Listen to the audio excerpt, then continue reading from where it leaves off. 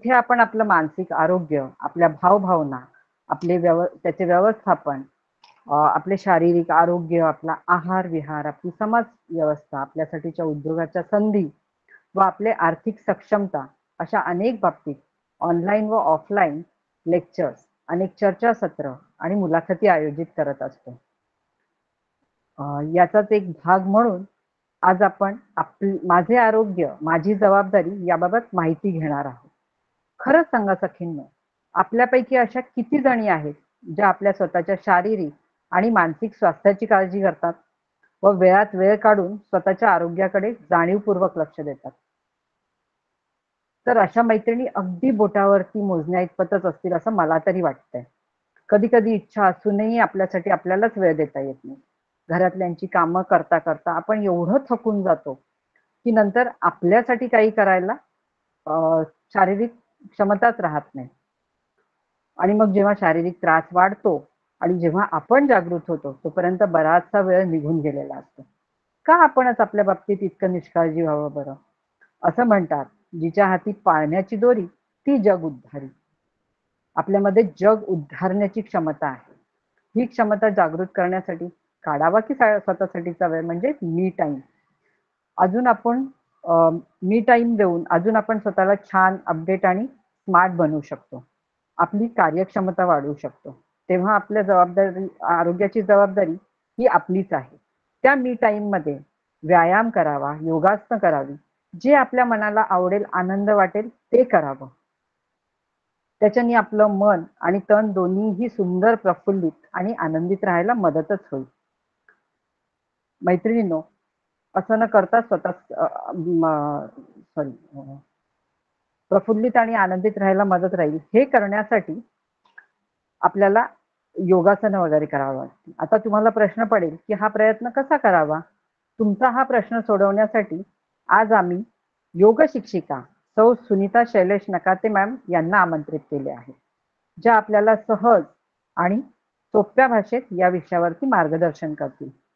चला तर मग आपण त्यांची तोंड ओळख करून घेऊ. त्यांनी कालिदास संस्कृत महाविद्यालय रामटेक येथून MA योगशास्त्र अभ्यास पूर्ण केला आहे. नाशिकच्या योग विद्याधाम मधून योगाचे शिक्षण घेऊन त्या योग शिक्षिका झाल्या. तसेच सायको सोशल समुपदेशिका म्हणूनही त्या काम करत आहेत. ऑनलाईन योगा क्लास घेतात आणि मार्गदर्शन करतात. योगा आणि मानसिक आरोग्य यावर त्यांचा भरपूर अभ्यास आहे. अशा या अधिकृत आणि तज्ञ व्यक्तींकडून सगळ्या जणी जाणून घेऊयात माझं आरोग्य माझी जबाबदारी. चला तर मग आपणच आपली काळजी घेऊया, कारण आपण फिट तर आपलं घरही fit. Sunita madam, over to you. Thank you.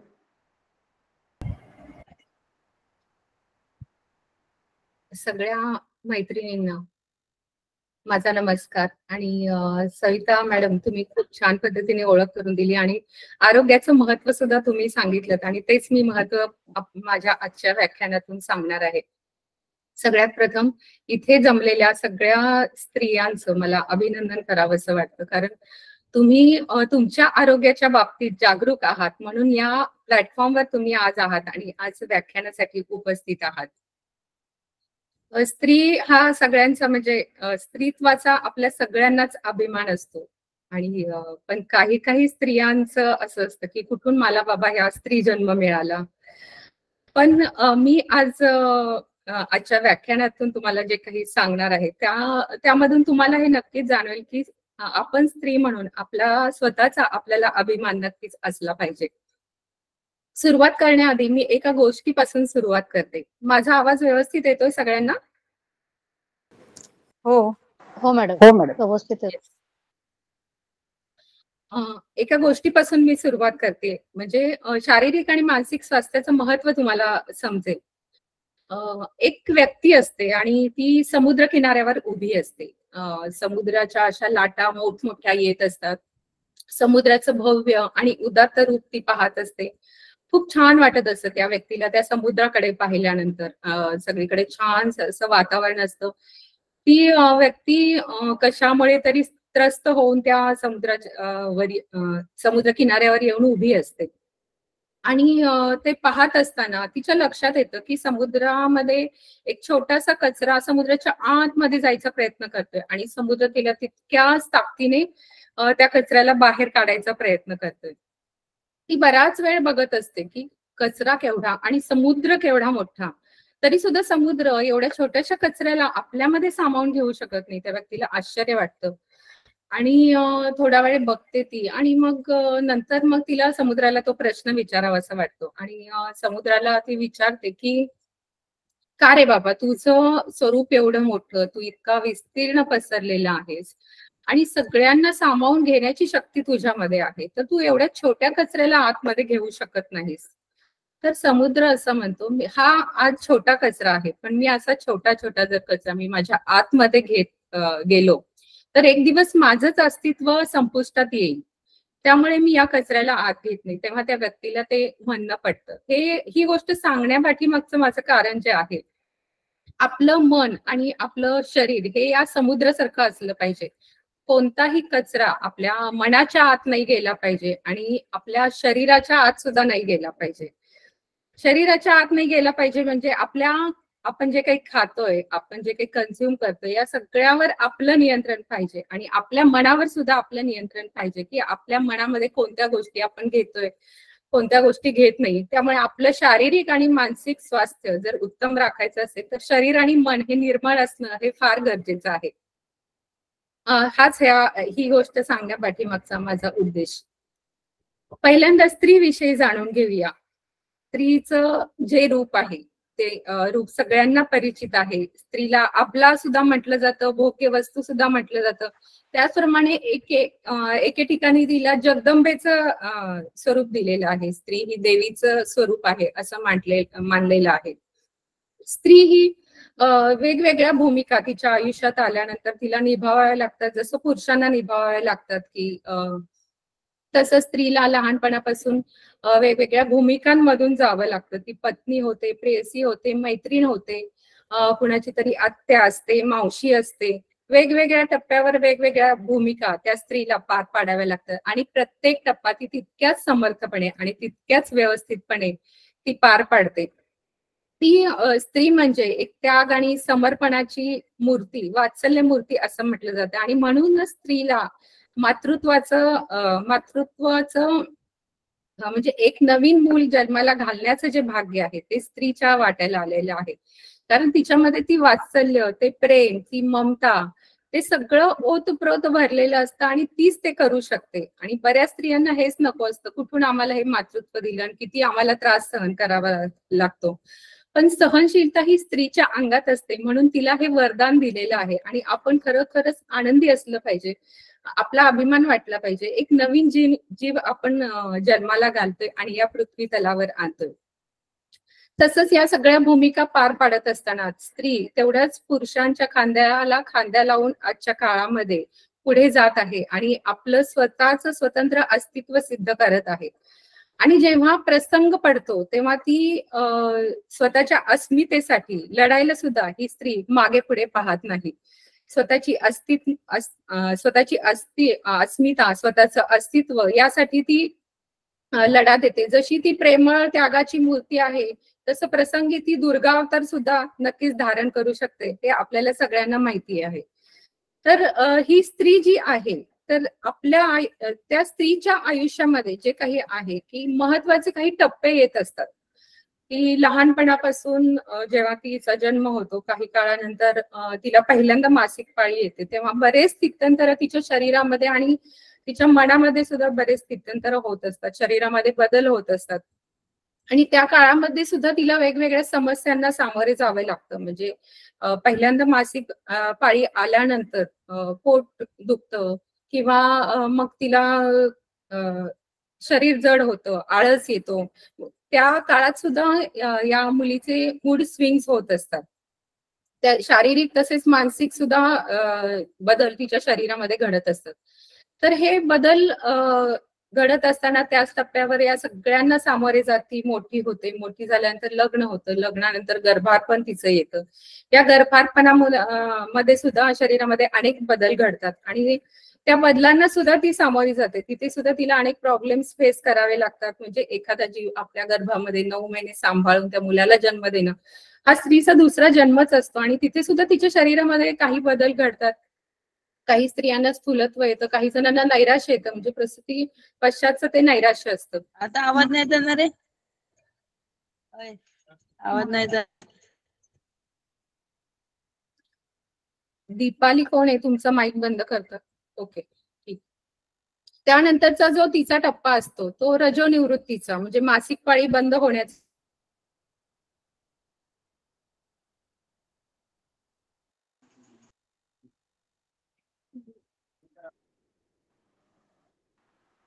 Sunita ma'am आवाज नाही येत आहे, माईक आवाज गेलाय.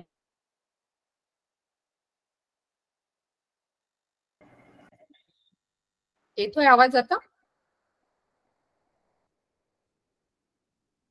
हा जो गरोदरपणाचा टप्पा आहे त्याच्या पुढे तिला जाऊन रजोनिवृत्तीचा टप्पा तिच्या आयुष्यामध्ये येतो आणि त्या टप्प्यावर सुद्धा तिला मासिक पाळी बंद होण्याच्या आधी 1-2 वर्ष काही त्रास होतो, मासिक पाळी बंद होताना होतो, किंवा मासिक पाळी बंद झाल्यानंतर सुद्धा पोस्ट मेनोपॉज म्हणून तिला काही समस्यांना सामोरे जावं लागतं.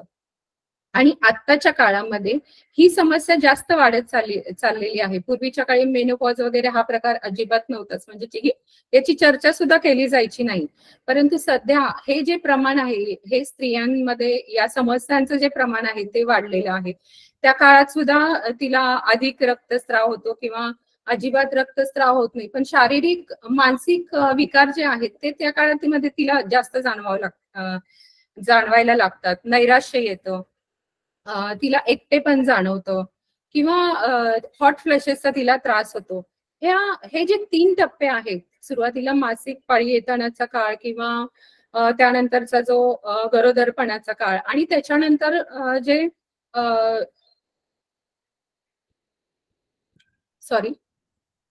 त्यानंतर जेव्हा रजोनिवृत्तीचा काळ असतो, या तिन्ही टप्प्यावर जर स्त्री सुरुवातीपासून जर योगासन करत असेल, तिने आपल्या शरीराची योग्य रीतीने जर काळजी घेतलेली असेल, तर हा सगळा टप्पा, हे तीनही टप्पे तिला वेदनारहित असे घालवता नक्कीच येऊ शकतात.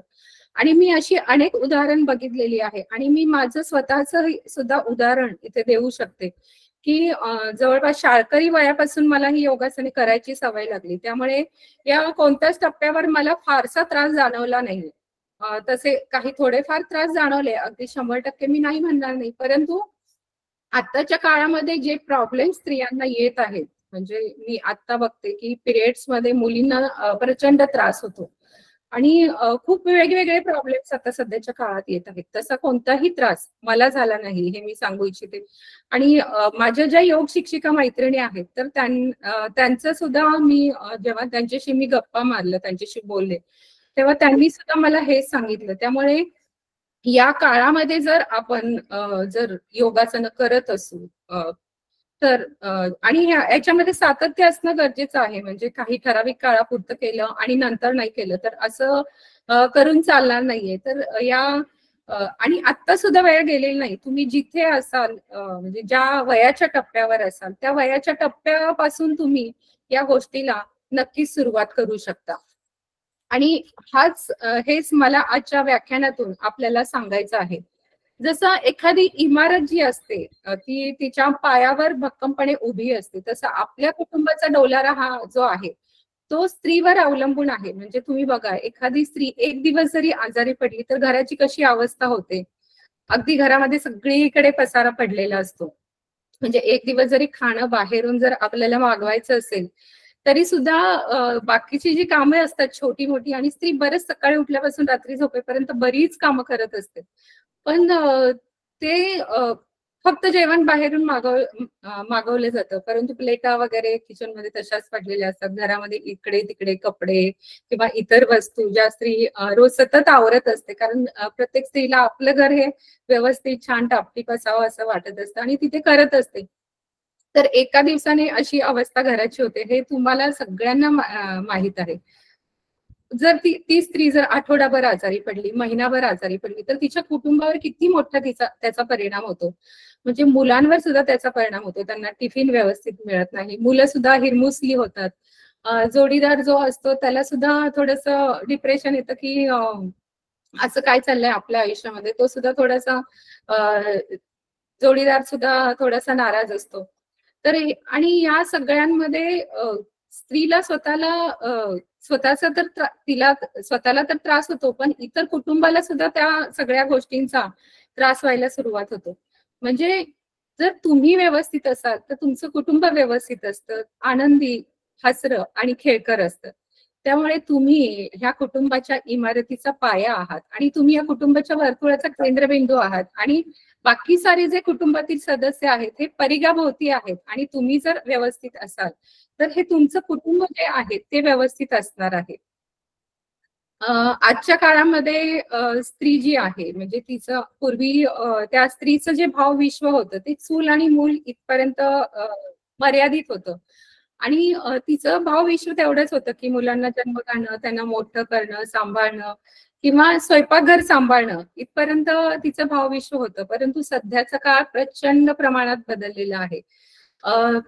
म्हणजे प्रत्येक 4-5 घरांच्या पाठीमागे जर आपण पाहिलं तर एक स्त्री ही नोकरी करणारीच असतेच. म्हणजे नोकरी करणाऱ्या स्त्रियांचं प्रमाण जे आहे ते प्रचंड प्रमाणात वाढलेलं आहे आणि तिची ही तारेवरची कसरत चालू आहे. म्हणजे नोकरी सुद्धा करायची, घरातलं सगळ्यांचं आपण बघायचे, मुलांचे टिफिन सांभाळायचे, मुलांचा अभ्यास करून घ्यायचा, पाहुणे रावळे आलेले गेलेले, लग्न समारंभ सगळे पार पाडायचे. त्यात नोकरीमध्ये सुद्धा आपला स्वतःचा परफॉर्मन्स अजून हाय ठेवण्यासाठी प्रयत्न करायचा. म्हणजे एका वेळेस किती पातळ्यांवर स्त्रीला लढावं लागतं हे आज या ग्रुपवर जर काही नोकरी करणाऱ्या स्त्रिया असतील तर त्या सगळ्यांना माहितीच आहे आणि सविता मॅडमना तर या सगळ्याची चांगल्या पद्धतीने जाण आहेच.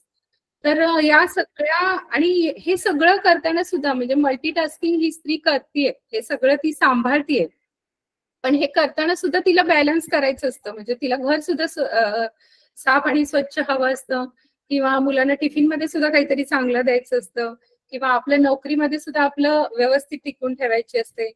म्हणजे अगदी गृहिणी असली तरी सुद्धा तिला हे सगळं तिला पार पाडायचं असतं. तर या स्त्रीला हे सगळं पार पाडत असताना खूप तारेवरची कसरत होते आणि ही ती सगळं खूप छान पद्धतीने आनंदाने पार पाडते.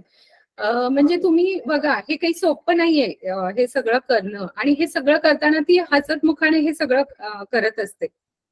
तर हे करताना तिचं काय होतं की आपल्या स्वतःच्या शरीराकडे दुर्लक्ष होतं. म्हणजे पूर्वी घरातली कामं असायची आणि प्रत्येक काम हे उठ बस करत करायचं काम होतं. म्हणजे कपडे धुवावे लागायचे. अगदी जमीनदार आणि पाटील असतील तर त्यांच्या घरामध्ये कामाला वगैरे नोकर असायचे. पण प्रत्येक घरांमध्ये स्त्रिया आपली स्वतःची कामं स्वतः करायची. पण आता सध्या झालंय काय की आपली लाईफस्टाईलच पूर्णपणे बदललेली आहे. आपलं जे काम आहे ते आपलं ओट्यावर उभं राहून आपण आपलं मोस्टली काम होतं. आपल्या घरामध्ये प्रत्येक घरामध्ये कामवाली ही असतेच.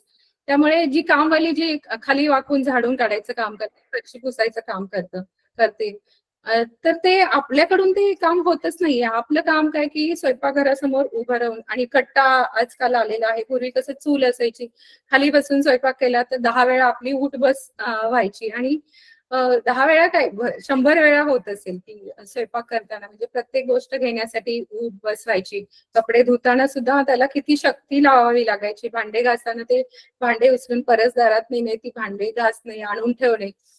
म्हणजे प्रत्येक गोष्टीमध्ये दळण सुद्धा जात्यावर दळावं लागायचं. म्हणजे तिची शारीरिक हालचाल प्रचंड होत होती आणि त्यावेळेसचे जे मंगळागौरीचे जे खेळ होते तर त्याच्यामध्ये जर ते खेळ तुम्ही पाहिले तर अगदी पिंगा वगैरे त्या स्त्रिया घालायच्या. आता जर तुम्हाला कोणाला सांगितलं हा पिंगा घाल म्हटल्यानंतर कमरेमध्ये कोणाच्या तरी लचक भरू शकते. इतकं आपलं शरीर जे आहे ते कमकुवत झालेलं आहे आणि या सगळ्याला खरं तर आपणच कारणीभूत आहोत. जसं लाईफस्टाईल बदलली तसं बदलायला हरकत नाही. पण आपलं शरीर जे आहे तेच आहे ना. त्या शरीराची काळजी घेणं हे आपलं काम आहे. पूर्वी जसं खाली वाकून काम केलं जायचं तसं आता काहीच होत नाहीये. पाठीमागं वाकलं जात नाही, साईडला वाकलं जात नाही. तर त्यासाठी योगासने ही खूप महत्वाची आहेत. जर तुम्ही इतर व्यायाम प्रणाली जेव्हा बघता किंवा तुम्ही झुंबा करता किंवा जिम मध्ये जर जात असाल तर त्यामध्ये जो व्यायाम होतो तो शारीरिक व्यायाम होतो. तिथे मनाचा तिथे काहीच संबंध येत नाही आणि तिथे सगळे फास्ट हे असतात. झुंबामध्ये सुद्धा सगळ्या फास्ट हालचाली असतात. पण योगासनामध्ये जे असतात त्या संथ आणि सावकाश हालचाली असतात. आणि त्याच्यामध्ये मनाचा सुद्धा सहभाग असतो आणि ते संथपणे सावकाशपणे करताना आपलं मन त्याच्यामध्ये लागतं. आणि त्यामुळे ती योगासने केल्यामुळे आपलं शरीर स्वास्थ्य तर लाभतंच, त्यासोबत मानसिक स्वास्थ्य लाभायला सुद्धा याच्यामध्ये मदत होते. तर महिलांचं आरोग्य ही निरोगी समाजाची गुरुकिल्ली आहे. म्हणजे आपल्याला जर निरोगी समाज हवा असेल तर महिलांचं आरोग्य हे उत्तम असणं हे गरजेचं आहे. कमीत कमी आपलं कौटुंबिक स्वास्थ्य जर उत्तम ठेवायचं असेल तर आपलं आरोग्य हे उत्तम असणं फार गरजेचं आहे. त्याचबरोबर आणखी काही कारणं आहेत की स्त्रियांना अजून आणखी कोणती कोणती कारणं आहेत की ज्याच्यामुळे असं हे झालेलं आहे. मी पहिले जे सांगितलं, आपली लाईफस्टाईल जी आहे ती बदललेली आहे. त्यामुळे आपली शारीरिक हालचाल जी आहे ती कमी झालेली आहे. तसंच आपली दिनचर्या जी आहे ती व्यस्त झालेली आहे. म्हणजे अगदी आपल्या हाताशी सगळे मशीन्स वगैरे असून सुद्धा आपण बिझी असतो. बऱ्याच वेळा कुणाला फोन केला तरी म्हणजे आपण सुरुवातीला त्यांना विचारतो, बिझी आहात का? माझं काहीतरी काम होतं. म्हणजे इतके सगळे मशीन्स वगैरे हाताशी असून सुद्धा दिनचर्या ही व्यस्त झालेली आहे. आणि साहजिकच आहे, नोकरी करणारी स्त्री असेल तर सकाळीच तिचं सगळं घरातलं स्वतः कमीत कमी स्वतःचा टिफिन, मुलांचा टिफिन तरी तिला करणं भागच आहे. आणि तिथून आल्यानंतर, नोकरीवरून आल्यानंतर पुन्हा घर आणि मग सुट्टीच्या दिवशी घरातली आठवड्याभराची कामं, म्हणजे पूर्ण सतत व्यस्तच ती स्त्री असते. तर ही दिनचर्या जी आहे ती आपली व्यस्त झालेली आहे. त्यामुळे या गोष्टीसाठी वेळ काढणं स्त्रीला थोडंसं अवघड होत आहे, पण अशक्य असं नाहीये. तर त्याचबरोबर बाहेरचं जे खाणं आहे ते स्त्रियांचं काय एकंदरीत मी सगळ्यांचंच असं म्हणू शकते, बाहेरचं खाणं जे आहे ते जास्त वाढलेलं आहे. मी आजच सकाळ वाचत होते, तर सकाळमध्ये असं सांगितलेलं आहे की भारत हे कॅन्सरची राजधानी बनत आहे. इतके कॅन्सरचे पेशंट जे आहेत ते भारतामध्ये वाढलेले आहेत. म्हणजे तुम्ही बघा की सध्या काय झालंय आणि आपण आपलं आरोग्य कुणीकडे घेऊन चाललोय. तर त्यामुळे आपल्या आरोग्यावर हे काम करणं फार गरजेचं आहे. त्याचबरोबर पीसीओडीचे प्रॉब्लेम्स खूप साऱ्या मुलींना होत आहेत. पीसीओडी, पीसीओएस आणि या सगळ्या प्रॉब्लेम्समुळे वंध्यत्व सुद्धा येत आहे. म्हणजे मूलच राहत नाहीये. म्हणजे स्त्रियांचं गर्भाशय तेवढं सक्षमच नाहीये की ते मूल त्या गर्भामध्ये ती वाढवू शकेल. आणि याला जे कारण आहे की आपली बदललेली लाईफस्टाईल आहे. म्हणजे पूर्वीच्या काळीची आपली लाईफस्टाईल कशी होती की पहाटे उठणं किंवा घराचं अंगण झाडणं, वेळेवर जेवण आणि सकस अन्न घेतलं जायचं. आणि आताचं अन्न जे आहे तेवढं सकस नाहीये. आणि आजकाल आपण तुम्ही स्त्रिया आहात, तुम्हाला सुद्धा तरुण मुली असतील किंवा छोट्या मुली असतील तर त्यांना ती जी व्यायामाची सवय, चांगलं खाण्याची सवय ही तुमच्यापासून लागणार आहे. आणि आपण जे काही घरामध्ये बनवून किंवा आपण जशा सवयी आपण मुलांना लावू तशा त्या सवयी मुलांना लागणार आहेत. मी तुम्हाला दोष देणार नाही, म्हणजे नोकरी करणाऱ्या स्त्रीला मी दोष देणार नाही, परंतु त्यातल्या त्यात आपण जे काय खातोय ते त्यातून काही पोषण व्हॅल्यू आपल्याला मिळणार आहे का? बऱ्याच वेळा काय होतं, संध्याकाळी आल्यानंतर भुकेची वेळ असते, ती सुद्धा दमून आलेली असते. मग चला, मग सगळ्यात स्वस्त आणि मस्त पर्याय काय, चला एक वडापाव मागूया, समोसा मागूया. पण असं एक एक करता करता कित्येक वेळा तो खाल्ला जातो. आणि थेंबे थेंबे तळे साचे असं म्हटलं जातं. विकार जो असतो तो एकदमच अचानक आपल्यामध्ये कधीच येत नाही. तर तो सावकाश हळूहळू शरीर आपल्याला सांगत असतं की आपल्याला काहीतरी पूर्वसूचना देत असतं. पण त्यावेळेस पण आपण दुर्लक्ष करतो, एखादी गोळी घेतो आणि तात्पुरतं तो आपल्याला जे काही त्रास होतो तो थांबतो. पण जेव्हा सजगतेनं त्याकडे पाहण्याची गरज आहे, जेव्हा आपलं शरीर आपल्याला सांगते की हे तुला असं असं होतंय, तर तेव्हा ती धोक्याची घंटा आपण ओळखून आपल्या जीवनशैलीमध्ये बदल केला पाहिजे. त्याचबरोबर मला सगळ्या स्त्रियांना सांगायचंय की तुमच्या ज्या मुली असतील, कॉलेजमध्ये जात असतील, मी बऱ्याच मुलींना पाहते की कॉलेजमध्ये जाताना किंवा सकाळी काहीच न खाता पिता त्या बाहेर पडतात. बऱ्याच जणींची तक्रार असते की माझ्या मुलीला दूधच आवडत नाही. पण दूध नाही पिलं तर तुम्ही काहीतरी खाऊन, एखादी पोळी खाऊन सुद्धा बाहेर पडू शकता. आणि बाहेरचं खाल्ल्याने काय झालंय की आजच्या पिढीला म्हणजे लहान मुलांना किंवा तरुण पिढीला सुद्धा घरातलं जे खाणं आहे ते त्यांना त्याची चवच लागत नाही. कारण चायनीज वस्तूंमध्ये इतका तो मसाला आणि ते इतकं चटपटीत बनवलेलं असतं की त्यांना घरातली पोळी भाजी ही नकोशी होती.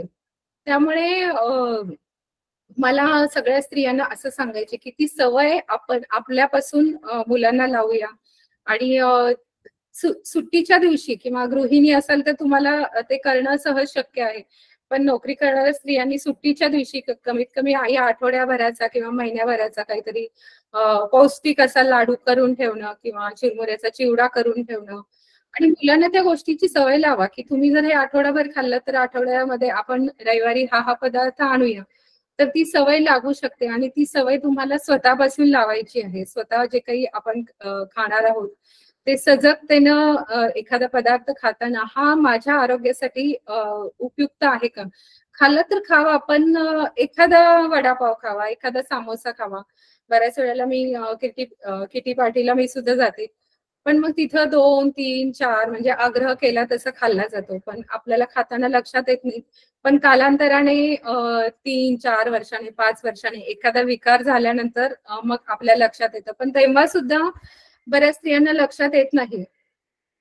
आजकाल घरटी म्हणजे 3-4 महिलांमागे मी एका स्त्रीला थायरॉइड झालेला बघते. आणि काही काही जणांना तरी म्हणजे मला त्यांचं बोलणं आश्चर्यकारक वाटतं की काय म्हणे वय झाल्यानंतर असं काहीतरी होणारच आणि स्त्रियांना हे काय आजकाल कॉमन झालंय आणि त्यांना काही म्हणजे काही वाटत नाही. मग थायरॉइडच्या गोळ्या सुरू होतात. तुमच्यापैकी सुद्धा काही जणांना असेल. पण त्या गोळ्या जेव्हा आपण घेतो तेव्हा त्या गोळ्यांचे साईड इफेक्ट सुद्धा होतात. आणि जेव्हा एक आजार येतो तेव्हा तो एकटा येत नाही, मग त्याला लागून आणखी एक आजार, मग दुसरा आजार, अशी ही साखळी आहे. आणि ही जर साखळी आपल्याला थांबवायची असेल तर आपल्याला आपल्या प्रकृतीकडे लक्ष देणं हे फार गरजेचं आहे. त्याचबरोबर मी आता म्हटलंय की वंध्यत्वाच्या समस्या बऱ्याच स्त्रियांना जाणवत आहे की या सगळ्या बदलत्या लाईफस्टाईलमुळे आजकाल मी IT क्षेत्रामध्ये सुद्धा बघते. मी मध्यंतरी एक लेख वाचला होता की या ज्या मुली आहेत त्यांना मुलंच राहत नाहीये. म्हणजे ही किती मोठी समस्या आहे आणि याला कारणीभूत त्यांचं जे लाईफस्टाईल आहे ते आहे. पण त्या लाईफस्टाईलला सुद्धा त्याच्यातून सुद्धा आपल्याला काही ना काही मार्ग काढता येऊ शकतो. कमीत कमी आपलं जोडपी जर दोघे जण IT क्षेत्रामध्ये असतील तर कामाची विभागणी करून सकस आपल्याला आहार कसा घेता येईल याकडे, आणि पैसा भरपूर आहे तुमच्याकडे की एखादी स्वयंपाकाला बाई लावू शकता की चांगलं रोजचं ताजं आणि सकस अन्न आपल्याला कसं मिळेल हे स्त्रीने स्वतःहून त्याच्याकडे लक्ष देणं गरजेचं आहे.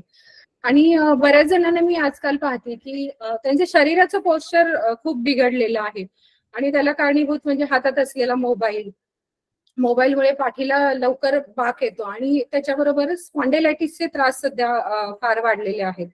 आणि योगाने तुमचं शरीराचं पोश्चर जे आहे ते व्यवस्थित राहतो, पाठीचा कणा व्यवस्थित राहतो. योगासनांमध्ये सुरुवातीलाच सांगितलं जातं की करताना, प्राणायाम करताना, की तुमचा पाठीचा कणा व्यवस्थित ताठ ठेवा आणि मग प्राणायाम करायला सुरुवात करा.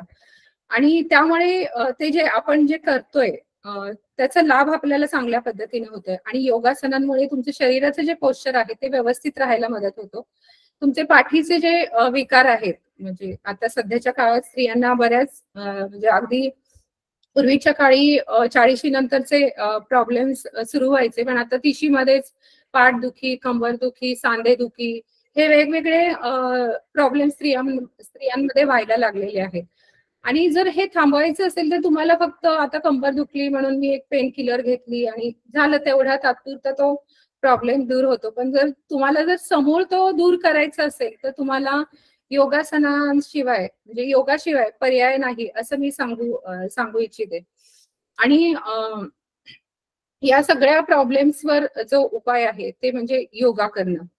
त्याचबरोबर स्त्रियांना इतर सुद्धा अनेक जबाबदाऱ्या असतात. घरातील सगळ्यांचं, वडीलधाऱ्यांकडे लक्ष द्यावं लागतं. वडीलधाऱ्यांची आजारपणं असतात. मग हे सगळं करता करता ती स्वतःच्या तब्येतीकडे दुर्लक्ष करते. आणि जेव्हा आपलं सुद्धा एक शरीर आहे, स्वतंत्र शरीर आहे आणि ते सुद्धा कुरबुरू शकतं, हे स्त्रीच्या लक्षात येत नाही. त्याचबरोबर चरबीयुक्त पदार्थ हे जास्त खाल्ले जात आहेत, म्हणजे बिस्किट, पाव, बेकरी मधले पदार्थ. तर मी म्हणते की अवॉइड करा, तुम्ही ते अजिबात खाऊ नका. बिस्किट, केक किंवा आईस्क्रीम तुम्ही जे काही खातात त्यातून पोषण व्हॅल्यू शरीराला काहीच मिळत नाही. उलट त्याच्यामुळे लठ्ठपणा हा जो आहे तो वाढत जातो. तसंच सौंदर्याच्या चुकीच्या कल्पना आहेत, म्हणजे चुकीच्या पद्धतीचं डाएट केलं जातं की मी उपवास केलं तर मी बारीक राहील किंवा असं काहीतरी. आणि त्याला कारणीभूत म्हणजे आपली प्रसार माध्यमं आहेत की अगदी जे फॅशन शो मध्ये दाखवले जातात की अगदी शैलाटी जी स्त्री असते तीच सुंदर आणि ती छान आहे असं सांगितलं जातं. तर तसं काही नाहीये. त्या सौंदर्याच्या चुकीच्या कल्पनांमुळे सुद्धा जो आहार आहे तो व्यवस्थित घेतला जात नाहीये. तसंच त्याचबरोबर आजकालच्या स्त्रियांना वेगवेगळ्या आजारांना सामोरे जावं लागतंय. लवकर थकवा येत आहे, एनर्जीच राहत नाहीये स्त्रियांमध्ये. चक्कर येत आहे, दम लागतोय लवकर आणि त्याचबरोबर कामामध्ये लक्ष लागत नाहीये. मन कुठे कॉन्सन्ट्रेट होत नाहीये, मनाची एकाग्रता ही नाहीशी होत चाललेली आहे. त्याचबरोबर हिमोग्लोबिन स्त्रियांमध्ये कमी होत चाललेलं आहे आणि त्याला कारण म्हणजे आपण सकस आहार घेत नाही आहोत, ते कारण आहे त्याला. त्याचबरोबर नैराश्यामध्ये डिप्रेशन लवकर येत आहे. थोडं काही झालं तर मूड ऑफ होत आहे. कुणाचा तरी राग, द्वेष मनामध्ये जो आहे तो भरलेला आहे. आणि त्याचबरोबर गुडघेदुखी, पाठदुखी, कंबरदुखी हे या ज्या आहेत ते आहेतच. त्याचबरोबर थायरॉइड, हृदयविकार स्त्रियांमध्ये होत आहे. शुगर लवकर डिटेक्ट होत आहे. तर ह्या सगळ्या आणि त्याचबरोबर मानसिक आरोग्य सुद्धा व्यवस्थित नाहीये. आपली आताचं जे धक्काधक्कीचं जीवन आहे, टेन्शन खूप प्रकारचे आहेत की सगळं घरातलं टेन्शन आहे, बाहेर जाऊन बाहेरचं टेन्शन आहे. गृहिणी असेल तर तिला सुद्धा वेगळ्या वेगळ्या प्रकारचे टेन्शन्स आहेत. जर हे सगळं जर आपल्याला दूर करायचं असेल तर आपल्याला योगाशिवाय पर्याय नाही. आणि योगामध्ये शरीराबरोबर मनाचा सुद्धा विचार केलेला आहे.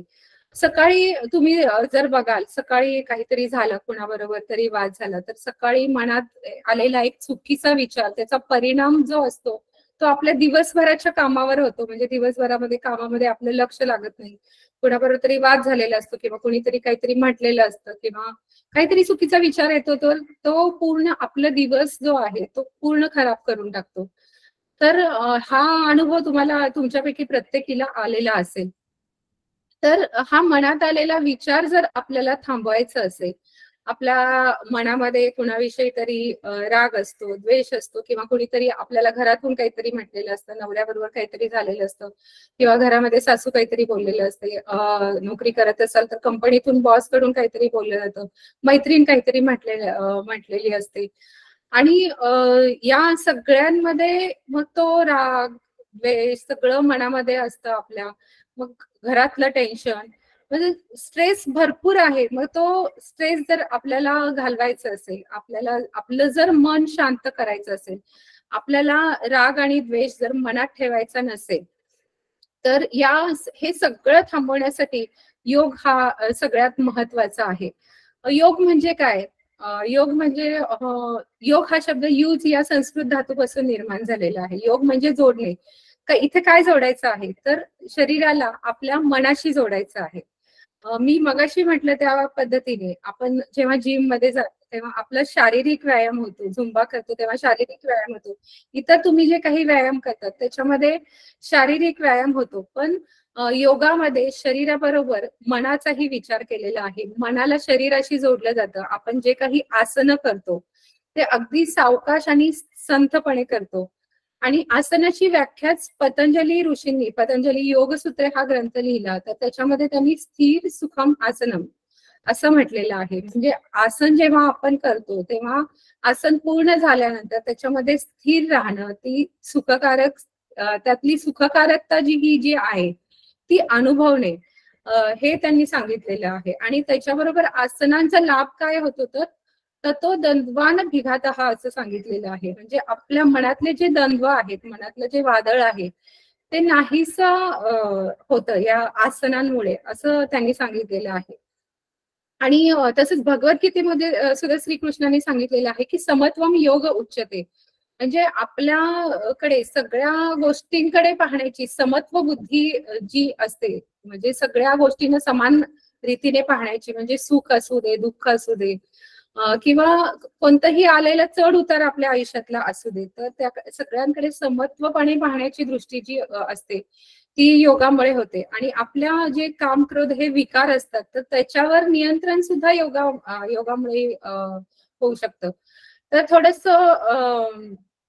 तुम्हाला बोरिंग होत असेल तर मी एक छोटीशी गोष्ट सांगू इच्छिते. एक राजा असतो आणि तो शिकारीवरून परत चाललेला असतो आणि तिथे त्याला एक साधू भेटतो. आणि साधू भेटल्यानंतर राजाच्या मनामध्ये एक प्रश्न असतो की स्वर्ग आणि नरक या दोन गोष्टी अशा म्हटल्या जातात, पण रस्ता कोणता असेल, म्हणजे काय केल्यामुळे स्वर्गामुळे मध्ये जाता येतं आणि काय केल्यामुळे नरकामध्ये जाता येतं. तर तो प्रश्न बरेच दिवस झाला त्याच्या मनामध्ये घोळत असतो. आणि मग तो साधूकडे जातो आणि साधूला विचारतो की साधू बसलेले असतात ध्यानस्थ, डोळे मिटून आपली आयुध तो खाली ठेवतो. आणि मग तो साधूला म्हणतो की नमस्कार वगैरे करतो आणि मग विचारतो की नरकाकडे, स्वर्ग आणि नरक या दोन गोष्टी मी ऐकलेल्या आहेत, तर नरकाकडे जाण्या म्हणजे काय केल्यामुळे माणूस नरकाकडे जातो किंवा नरकाकडे जाण्याचा मार्ग कोणता असं तो विचारतो. तेव्हा साधू काही बोलत नाही, तो डोळे सुद्धा उघडत नाही. मग राजा पुन्हा एकदा त्याला विचारतो, त्याला वाटतं की त्यांची ते ध्यानस्थ आहे त्यामुळे ऐकायला त्यांना गेलं नसावं कदाचित. मग ते पुन्हा एकदा विचारतात. मग साधू डोळे उघडतो, त्याच्याकडे पाहतो आणि मग तरी सुद्धा तो साधू काही बोलत नाही. मग नंतर राजाला हळूहळू त्याचा अहंकार राजाचा आहे तो जागृत व्हायला लागतो. आणि मग तो पुन्हा थोडा मोठ्याने विचारतो, साधू महाराज तुम्ही ऐकलं नाही का, मी तुम्हाला काय विचारतोय, मी तुम्हाला काहीतरी प्रश्न विचारतो आणि मला त्या प्रश्नाचं उत्तर हवंय. तेव्हा साधू पुन्हा त्याच्याकडे पाहतो, तो काहीच बोलत नाही. राजाचा रागाचा पारा अजून चढतो. तुम्हाला माहितीये का मी कोण आहे? मी इथला राजा आहे आणि मी आत्ता ठरवलं तर तुम्हाला क्षणात तुमची खांडोळी करू शकतो. तरी सुद्धा साधू काहीच बोलत नाही. मग राजाचा राग अनावर होतो आणि तो तलवार उपसतो आणि तेव्हा म्हणतो की आता जर माझ्या प्रश्नाचं तुम्ही उत्तर दिलं नाही तर मी तुमची खांडोळी करून टाकेन, की तलवार तुमच्यावर चालवेन. तेव्हा साधू शांतपणे त्याच्याकडे बघतो आणि तो म्हणतो की नरकाकडे जाण्याचा हा रस्ता आहे. म्हणजे बघा, आपला काम क्रोध जर आपलं त्याच्यावर जर आपलं क्रोधावर जर आपलं नियंत्रण नसेल, तर क्रोध आपल्याला कोणत्या थरापर्यंत घेऊन जाऊ शकतो. सकाळी एखाद्याबद्दल आपण राग चिडचिड करत असू, संध्याकाळी कुणीतरी आपल्याला भेटलं किंवा आपल्या घरातल्या मुलांवरच तो राग निघू शकतो. आपण खाडकंदा मुलाच्या थोबाडीत सुद्धा देऊ शकतो. म्हणजे त्या रागाचं पर्यवसन कशामध्ये होतं. तर ह्या सगळ्यांवर जर आपल्याला नियंत्रण आणायचं असेल तर त्यासाठी योग आहे. पतंजली योग सूत्रे या ग्रंथामध्ये तो 4 पादामध्ये विभागलेला आहे आणि त्याच्यामध्ये समाधी, साधन, विभूती आणि कैवल्य, आणि त्याच्यामध्ये त्यांनी पतंजली ऋषींनी अष्टांग योग सांगितलेला आहे. आणि अष्टांग योगामध्ये यम, नियम, आसन, प्राणायाम, प्रत्याहार, धारणा, ध्यान आणि मग समाधी असे 8 त्याची अंग सांगितलेली आहे. आणि आसन हे तिसरं अंग आहे. आणि त्याच्या आधी जे सांगितलेले आहेत त्यांनी यम आणि नियम सांगितलेलं आहे. यम मध्ये त्यांनी सांगितलेलं आहे अहिंसा, सत्य, अस्तेय, ब्रह्मचर्य, अपरिग्रह. अहिंसा म्हणजे कायिक, वाचिक, मानसिक कोणत्याही म्हणजे बोलताना सुद्धा तुम्ही कुणाची हिंसा करू नका, बघताना सुद्धा तुम्ही हिंसा बघू नका. कायिक, वाचिक आणि मानसिक मनामध्ये सुद्धा तुम्ही कुणाबद्दल वाईट विचार करू नका. नेहमी सत्य बोला, हे तर आपल्याला आधीपासून सांगितलेलं. असते म्हणजे कोणाचीही चोरी करू नका. ब्रह्मचर्य म्हणजे आपल्या शास्त्राने सांगितलेल्या पद्धतीने सीमित स्वरूप. ब्रह्मचर्य म्हणजे कुठे ते संन्यास घ्यायचा नाहीये, तर सीमित स्वरूपामध्ये शास्त्रांनी जसं सांगितलेलं आहे त्याप्रमाणे आपलं आचरण असलं पाहिजे त्या बाबतीत. आणि अपरिग्रह म्हणजे जास्त वस्तूचा संचय करू नका. त्याच्या पुढे त्यांनी नियम सांगितलेले आहेत, म्हणजे आपण कसं वागलं पाहिजे आपल्या समाजामध्ये. तर त्याच्यामध्ये शौच सांगितलेलं आहे. शौच म्हणजे शरीराची आणि मनाची शुद्धता, फक्त शरीराची शुद्धता नाही. आता जी आपण शरीराची शुद्धता करतोय, फक्त बाहेरून आपली रंगरंगोटी सुरू आहे, पण आतले आपलं जे मन आहे तर त्याची सुद्धा जी आहे ती शुद्धता झाली पाहिजे. त्याच्यानंतर त्यांनी संतोष सांगितलेला आहे. शौच, संतोष, तपस, स्वाध्याय आणि ईश्वर प्रणिधान सांगितलेलं आहे. संतोष म्हणजे आपण समाधानी असलं पाहिजे. आपल्याला जे काही आहे, आपल्याला वाटेलं जे आयुष्य आलेलं आहे किंवा आपल्याकडे जे काही आहे त्याच्यामध्ये आपण समाधानी असलं पाहिजे. महत्वाकांक्षी माणसाने जरूर असावं. मी त्याच्याबद्दल माझा काहीच आक्षेप नाहीये, पण आपल्याकडे जे काही आहे त्याच्यामध्ये समाधानी सुद्धा माणसाने असलं पाहिजे. नंतर त्यांनी सांगितलेलं आहे, तप सांगितलेलं आहे. पूर्वीच्या काळी माणूस बाहेर जाऊन तप करायचा, ह्याच्यामध्ये जंगलामध्ये जाऊन 12-12 वर्ष तप करायचं, तेव्हा त्याला कुठेतरी सिद्धी प्राप्त व्हायच्या. तसं आत्ताच्या सुद्धा आपल्या आयुष्यामध्ये आपण तप केल्याशिवाय आपल्याला काही साध्य होत नाही. आणि स्वाध्याय सांगितलेला आहे. स्वाध्याय म्हणजे एखादी गोष्ट मिळवण्याकरता, माझं आरोग्य चांगलं ठेवायचं आहे मला, तर ते मिळवण्यासाठी आपल्याला स्वाध्याय म्हणजे अभ्यास, तो अभ्यास करणं गरजेचं आहे. म्हणजे तुम्ही आता जर तुम्ही बघितलात की सुरुवातीला आपल्याला योगा कुठेतरी आपल्याला महत्व पटलं त्याचं आणि कोणता तरी क्लास जॉईन केला, तर आपल्याला ते बोरिंग वाटायला लागतं की किती संथ घेतात, सावकाश घेतात. पण हे संथ आणि सावकाश घेतल्याने आपल्या शरीरावर त्याचा काय परिणाम होतो, तर हे बघण्यासाठी तुम्हाला कमीत कमी महिना, 2 महिने, 3 महिने, वर्षभर तो क्लास अटेंड करावा लागेल आणि त्याच्यामध्ये सातत्य ठेवावं लागेल. कोणतीही गोष्ट सातत्याने केल्याशिवाय साध्य होत नाही. आणि ती गोष्ट जर तुम्ही 1 दिवस नाही केली तर तुम्ही 4 दिवस मागे जाता. तुम्ही कोणत्याही बाबतीत बघा, तुम्ही जर वॉकिंग करायला सुरुवात करत असाल, सुरुवातीला मग तुम्ही सुरुवात केली आणि 4 दिवस गेलात, मग पाय दुखायला लागलेत म्हणून थांबलात, 5व्या दिवशी तुम्ही केलंच नाही, तर 6व्या दिवशी पण मग तुम्हाला कंटाळा येतो. पण स्त्रियांच्या बाबतीत आणखी एक प्रॉब्लेम काय होतो की स्त्रियांना पिरियड्स येतात, मग त्या पिरियड्स मध्ये 4 दिवस शारीरिक श्रम करायचे नसतात, तर ती गोष्ट थांबवली जाते. पण पुन्हा 5व्या किंवा 6व्या दिवसापासून तुम्ही ती कंटिन्यू केली पाहिजे आणि ते कंटिन्यू करणं हे जे आहे ते तुमच्या मनावर आहे. तर अशा पद्धतीने त्याच्यामध्ये त्यांनी शौच, संतोष, तपस, स्वाध्याय आणि ईश्वर प्रणिधान सांगितलंय. म्हणजे आपण जे काही करतो ते सगळं ईश्वराला अर्पून टाकायचं. म्हणजे आपण जे काही चांगली गोष्ट करतोय ती सगळी म्हणजे कर्म करत राहायचं. कर्मफलाची अपेक्षा ठेवायची नाहीये, असं एकंदरीत त्याच्यामध्ये सांगितलेलं आहे. आणि ईश्वराला शरण जायचं आहे. आणि त्याच्यानंतर त्यांनी आसन सांगितलेलं आहे, आसनाची व्याख्या सांगितलेली आहे. त्यानंतर त्यांनी प्राणायाम सांगितलेलं आहे, प्राणायामाचं महत्व सांगितलेलं आहे. आणि जेव्हा मी MA योगशास्त्रामध्ये याचा अभ्यास केला, तर किती त्यांनी प्रचंड त्याच्यामध्ये संशोधन केलेलं आहे. म्हणजे उज्जाई प्राणायाम हा एक प्राणायाम जरी घेतला तरी सतत 6 महिने जर उज्जाई प्राणायामाचा अभ्यास केला, तर शरीरावर जे मेद असतो तो पूर्णपणे निघून जाऊन माणूस व्यक्ती बारीक होऊ शकते, असं त्याच्यामध्ये सांगितलेलं आहे. आणि या सगळ्याचा परिणाम म्हणजे प्राणायामानंतर त्यांनी प्रत्याहार सांगितलेला आहे. प्रत्याहारामध्ये त्यांनी सांगितलेलं आहे की आपली जी इंद्रिय आहेत, पंच ज्ञानेंद्रिय, ही सगळी बाहेर धावत असतात. आपल्याला छान छान वेब सिरीज बघायची असते, चित्रपट बघायचा असतो, किंवा चांगल्या जिभेने चांगल्या चांगल्या गोष्टी खायच्या असतात. तर या सगळ्या पंच ज्ञानेंद्रियांवर नियंत्रण आणून त्या इंद्रियांना आपल्याला आतमध्ये ओढायचं आहे, म्हणजे अंतर्मुख करायचं आहे. त्यानंतर त्यांनी सांगितलेलं आहे तो धारणा सांगितलंय. धारणा म्हणजे आपल्या इष्ट देवतेची एखादी मूर्ती किंवा ओंकार घेऊन त्याच्यावर आपलं लक्ष केंद्रित करून आपल्याला फक्त बसायचं आहे. मेडिटेशनला तुम्हाला बसा म्हणल्यानंतर तुम्ही प्रत्येकाने अनुभव घेतला असेल, ज्यांना त्याचं महत्व कळालं, 5 मिनिटं बसलं तरी तुमचं त्याच्यामध्ये लक्ष लागत नाही, लगेच मनामध्ये खूप सारे विचार यायला लागतात आणि आपण 5 मिनिट स्वस्त बसू शकत नाही. तर त्याच्या आधी धारणा करायची, कोणती तरी एक गोष्ट ओंकार समोर ठेवून त्याच्यावर आपल्याला लक्ष केंद्रित करायचं आहे. आणि मग नंतर जे आहे ते आपलं ध्यान लागणार आहे.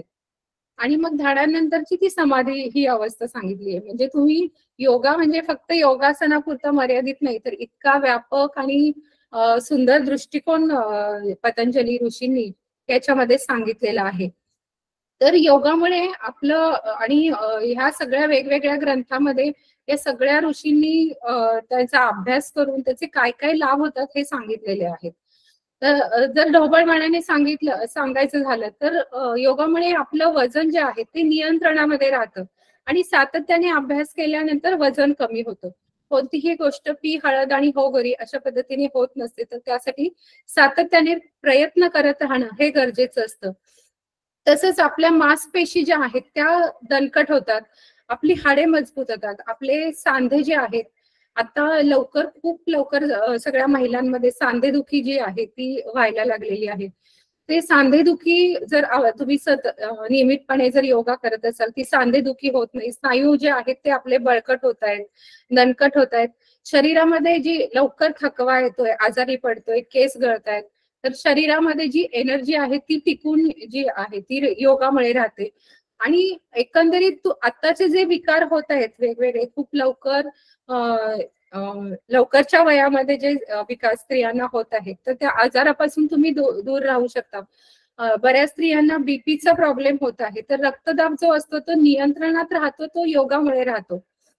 म्हणजे तुम्ही बाहेरची कितीही औषधं घ्या ॲलोपॅथीने, ते आजार तात्पुरता दाबून ठेवला जातो किंवा पेन किलरने तो जी काही वेदना असते ती तात्पुरती शमवली जाते. पण योगासनाने किंवा मी आयुर्वेदाने सांगेन, तर त्या आयुर्वेदाने काही काही गोष्टी आहेत, त्याला ॲलोपॅथी ही मस्त आहे, मी अगदीच नाकारत नाहीये. पण त्याच्याबरोबर जर सगळ्या गोष्टी तुम्ही जर पूर्वीपासून जर करत असाल किंवा आता जर मी योगाचं महत्व तुम्हाला सांगते, आत्तापासून जरी तुम्ही सुरुवात केली तर काहीच हरकत नाही. कोणतीही चांगली गोष्ट करण्यासाठी योग्य वेळ जेव्हा आपल्याला कळतं, देर आहे दुरुस्त आहे असं म्हणायला हरकत नाही, तर ती करायला हरकत नाही. त्याचबरोबर प्राणायाम आणि ध्यान केल्यामुळे मन स्थिर आणि शांत राहतं. जे मन आता आपल्याला इकडं तिकडं भरकटतंय, म्हणजे आपण मोबाईल जेव्हा हातात घेतो तेव्हा झटाझट, कारण 30 सेकंदाच्या त्या रील्स असतात, पटापट पटापट बघत जातो आपण. विषय किती प्रचंड असतात त्याच्यामध्ये. आपण एखाद्या स्वयंपाकाचा व्हिडिओ बघतोय, त्याच्या एखादा डान्सचा व्हिडिओ येतोय, त्याच्यापुढे एखाद्या गाण्याचा येतोय, म्हणजे किती प्रचंड विषय असतो. म्हणजे आपलं मन किती आपण गरा त्या रीलच्या नुसार फिरवतोय. मग कसं आपलं मन स्थिर राहील? तर जर हे मन स्थिर आणि जर आपल्याला शांत करायचं असेल, तर त्यासाठी प्राणायाम आणि ध्यान सांगितलेलं आहे. तर एकंदरीत योगामुळे ऑल राऊंड जो फिटनेस आहे तो आपल्याला योगामुळे मिळणार आहे. त्याचबरोबर आपले जे ताणतणाव आहेत, ते ताणतणाव आपले कमी होण्यासाठी योगाची मदत होते. मी आता जे सांगितलं की प्राणायाम केल्यामुळे आपलं मन शांत होतं प्राणायाम आणि ध्यानाने. त्यामुळे आपोआप जर आपल्या मनावरचा जो स्ट्रेस असतो, फक्त ओंकार जरी तुम्ही म्हणालात 5 मिनिटं बसून आणि मन स्थिर आणि शांत करून 5 मिनिटं बसून ओंकार जरी म्हणालात, तरी तुमच्या मनातले जे जे वादळ आहे, जे कुणाचा जर राग आलेला असेल किंवा काही खूप टेन्शन असेल, एक 5 मिनिट तुम्ही शांतपणे बसा आणि फक्त ओंकार म्हणा. नुसतं बसल्याने मन लगेच शांत होत नाही, पण जेव्हा तुम्ही ओंकार म्हणता किंवा भ्रामरी प्राणायाम तुम्ही करता, तर तेव्हा मन हळूहळू शांत व्हायला लागतं. म्हणजे फक्त 5 ओंकार जरी म्हटले तरी त्या 5 ओंकाराने सुद्धा मन शांत व्हायला लागतं. दीर्घ श्वसनाने मन शांत होतं. तर याच्यामध्ये आपण एक प्रयोग करून बघूया का? मी नुसतंच सांगते तुम्हाला, जर आपण दीर्घ श्वसन करून बघूया आणि 5 ओंकार म्हणून बघूया. तुम्ही आता जिथे बसला आहात तिथे मांडी घालून बसा. खुर्चीवर बसला असाल तरी खुर्चीवर तुम्ही शांतपणे बसा. बसल्यानंतर आपण ओंकार म्हणणार आहोत, दीर्घ श्वसन करणार आहोत आणि ओंकार म्हणणार आहोत. तर ओंकार म्हणताना ओंकारामध्ये 3 अक्षर येतात, अ, उ आणि म. अ जो असतो तो आपल्याला 2 सेकंद म्हणायचा, उ 3 सेकंद म्हणायचे आणि म जो आहे तो 5 सेकंद म्हणायचा आहे. असं 10 सेकंदात आपल्याला ओंकार संपवायचा आहे. आणि ओंकार जो आहे तो सुद्धा तुम्ही माझ्या बरोबर म्हणायला हरकत नाही. तर जिथे बसला असेल, तिथे खुर्चीवर बसला असाल तरी हरकत नाही. तिथे बसा. बसल्यानंतर हाताची योग मुद्रा करा. म्हणजे अंगठा आणि तर्जनी एकमेकांना जोडून घ्या आणि ते दोन्ही मांडीवर ठेवा. पाठीचा अंगठा आणि तर्जनी, अंगठा आणि आपलं पहिलं बोट हे एकमेकांना जोडून घ्या आणि ते मांडीवर ठेवा. मांडीवर ठेवल्यानंतर पाठीचा कणा तुमचा ताठ आहे का बघा, पाठीचा कणा ताठ ठेवा. आणि मी आता जे सांगते ते डोळे मिटून करा. डोळे मिटून घ्या. तुमच्या मनामध्ये आता बरेच काही विचार चालू असतील. मी आता व्याख्यान देते तरी सुद्धा तुमचं मन 10 ठिकाणी बाहेर फिरून आलं असेल किंवा सध्या तुम्हाला माझा आवाज ऐकू येते, त्याचबरोबर तुमच्या रूम मधल्या फॅनचा आवाज ऐकू येते, आजूबाजूचे आवाज ऐकू येते, घरामध्ये काहीतरी चालू आहे तिथले आवाज ऐकू येत असतील सुरुवातीला. तर आवाज ऐकू द्या, ऐकू येऊ द्या, तरी सुद्धा डोळे मिटून तसेच तुम्ही स्वस्थ बसा. हळूहळू मनातले जे विचार असतात ते शांत व्हायला लागतील. तुमचा जो श्वास आहे त्या श्वासावर तुम्ही लक्ष केंद्रित करा. जेव्हा श्वासावर लक्ष केंद्रित कराल तेव्हा विचार तुमचे हळूहळू शांत होत जातील. तुम्ही घेत असलेला श्वास आणि सोडत असलेला श्वास त्याबरोबर तुमच्या शरीराची किंवा पोटाची, छातीची होत असणारी हालचाल याच्याकडे लक्ष द्या. एक दीर्घ श्वास घ्या, दीर्घ श्वास सोडा. दीर्घ श्वास म्हणजे तुम्ही नेहमी जो श्वास घेता तो आपोआप होत असतो. दीर्घ श्वास म्हणजे श्वास मोठा घ्यायचा आहे, छाती भरून श्वास घ्या आणि हळू हळू हळू सावकाश तो श्वास सोडा. आणखी एक दीर्घ श्वास घ्या, एक दीर्घ श्वास सोडा. आता आपण ओंकार म्हणूया. ओंकार माझ्या सोबतच म्हणा.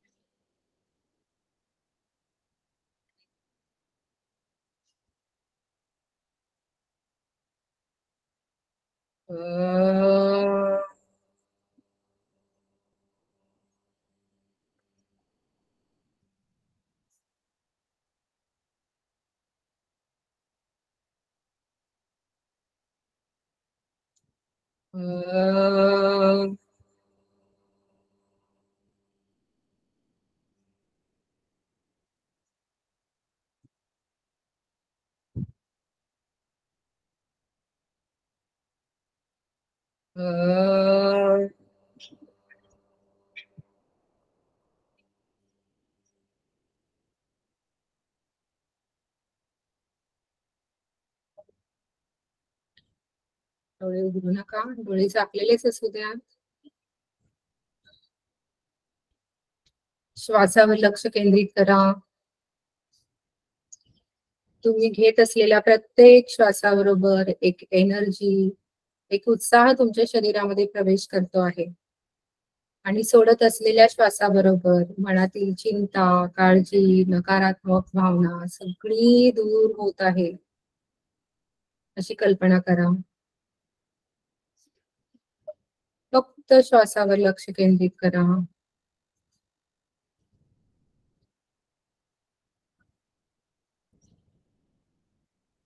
आता सावकाश दोन्ही हात एकमेकांवर घासून डोळ्यावर ठेवा आणि डोळे उघडा.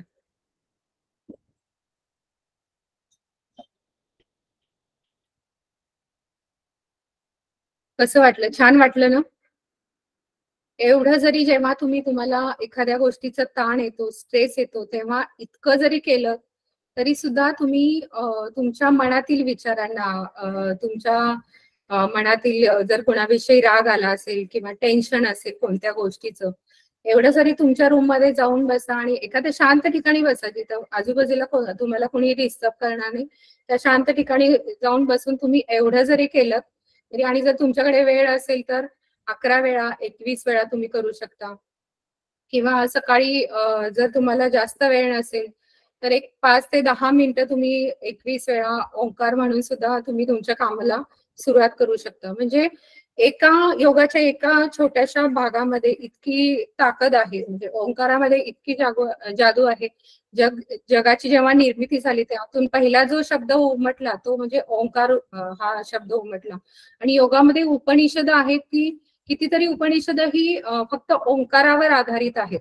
आणि त्या ओंकारामध्ये सामर्थ्य आहे की आपल्याला ज्या अष्टांग योगामध्ये शेवटची जी पायरी सांगितलेली आहे समाधी तिथपर्यंत नेऊन पोहोचवण्याचं जे सामर्थ्य आहे ते ओंकारामध्ये आहे. त्याचबरोबर मी जे आता सांगितलं, आपल्याला एक आंतरिक आणि मानसिक शांती जी आहे ती योगामुळे मिळते.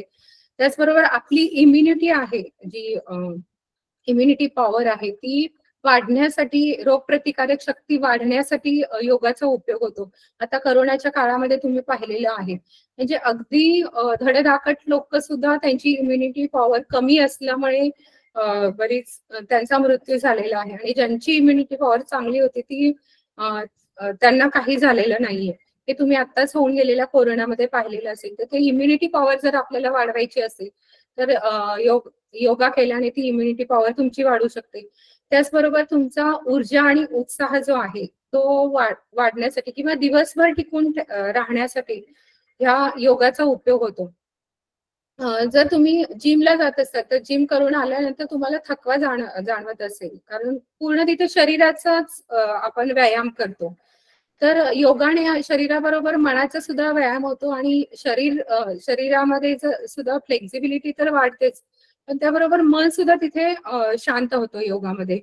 त्याचबरोबर हळूहळू आपला वेट लॉस व्हायला, जर सातत्याने तुम्ही केलं तरी वेट लॉस योगामुळे होऊ शकतं. त्याचबरोबर शरीराची लवचिकता वाढते. आताचं जे काम, आताची जी जीवनशैली आहे ती बैठी जीवनशैली आहे जास्त. गृहिणी सुद्धा घरातले काम झाल्यानंतर म्हणजे बसूनच सगळी कामं होतात, की कुठेतरी टीव्ही लावला जातो, मग तो 2-3 तास पिक्चर बघितला जातो, टीव्ही पाहिला जातो. तर ही आणि नोकरी करणाऱ्या स्त्रियांचं जे काम आहे ते सुद्धा ऑफिसमध्ये गेल्यानंतर बैठं असतं. तर ही बैठी जीवनशैली जी वाढलेली आहे तर त्याच्यामुळे शरीराची लवचिकता जी आहे ती कमी होत चाललेली आहे. त्यामुळे मग कमरेची चकती सरकणं किंवा स्पॉन्डिलायटिसचा त्रास होणं, तर हे जर त्रास तुम्हाला जर कमी करायचे असेल आणि तुमच्या शरीराचं जर पोश्चर व्यवस्थित ठेवायचं असेल तर योगाशिवाय दुसरा पर्याय नाही, हे मी सांगू इच्छिते. तर त्याचबरोबर आपले नातेसंबंध जर आपल्याला व्यवस्थित ठेवायचे असतील तर योगाचा उपयोग. आता तुम्ही म्हणाल नातेसंबंधांचा आणि योगाचा काय उपयोग आहे, तर योगाने तुमचं शारीरिक स्वास्थ्य उत्तम राहणार आहे. शारीरिक आणि मानसिक स्वास्थ्य जर उत्तम असेल तर तुमचं रिलेशन तुमच्या मुलांशी, तुमच्या जोडीदारांशी, घरातील इतर व्यक्तींशी, तुमच्या कंपनीतील सहकाऱ्यांशी, शेजाऱ्या पाजाऱ्यांशी, मित्रमैत्रिणींशी हे व्यवस्थित राहणार आहे. त्यामुळे जर आपल्याला सगळ्यांशी जर रिलेशन जर व्यवस्थित मेंटेन करायचं असेल तर योगा हा केला पाहिजे. त्याचबरोबर बेटर इंट्युशन म्हणजे अंतर्ज्ञान आपलं ह्या योगामुळे वाढतं. म्हणजे सारासार विचार करण्याची जी बुद्धी असते, विवेक बुद्धी आपण त्याला म्हणू शकतो, म्हणजे निरक्षीर विवेक बुद्धी असं ज्याला म्हटलं जातं, की काय योग्य आहे, काय अयोग्य आहे, चांगलं काय आहे, वाईट काय आहे, धर्म काय आहे, अधर्म काय आहे, सुख काय आहे, दुःख काय आहे नक्की. तर हे सगळ्या गोष्टी मधला जो बॅलन्स जो साधायचा आहे तर तो बॅलन्स आपल्याला योगाने साध्य करता येतो. आणि त्याचबरोबर अवेअरनेस जो आहे आपला, आपण रोजची दैनंदिन कामं करत असतो पण आपलं लक्ष नसतं. आता हे व्याख्यान ऐकताना सुद्धा आता बऱ्याच वेळा तुम्हाला अनेक विचार मनामध्ये येऊन गेले असतील, किंवा संध्याकाळी तुम्हाला काय करायचंय, किंवा सकाळी मी काय केलं, किंवा हिने असं म्हटलं होतं, तिने तसं म्हटलं होतं, हे अनेक विचार मनामध्ये येऊन गेले असतील. त्यामुळे आपलं लक्ष एके ठिकाणी जर आपल्याला कॉन्सन्ट्रेट करून जर आपलं सगळं कार्य, म्हणजे तुम्ही गृहिणी असाल, घरातलं जरी काम करायचं असेल, जर मन आपलं एकाग्र करायचं असेल तर योगाशिवाय पर्याय नाही. आणि ही विवेक बुद्धी, आपलं अंतर्ज्ञान जे आहे ते जागृत करायचं असेल, ही विवेक बुद्धी जागृत करायचं असेल तर योगाचा त्याच्यासाठी उपयोग होतो. आणि ध्यानाच्या पुढची अवस्था आहे ती समाधी अवस्था आहे, ती फार दूर आहे, परंतु आपण सध्या योगापासून तरी सुरुवात करूया.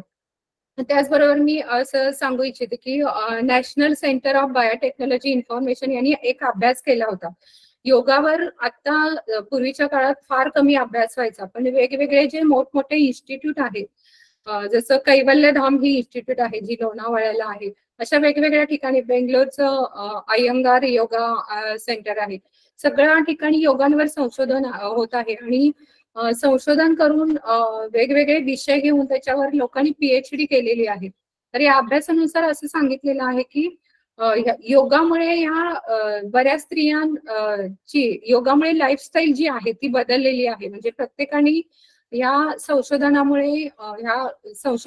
हे सिद्ध झालेलं आहे की प्रत्येक रोगावर, म्हणजे अगदी आपण निद्रानाश घेऊ शकतो, थायरॉइड घेऊ शकतो, मधुमेहावर आपण शुगर कंट्रोलमध्ये ठेवू शकतो योगामुळे.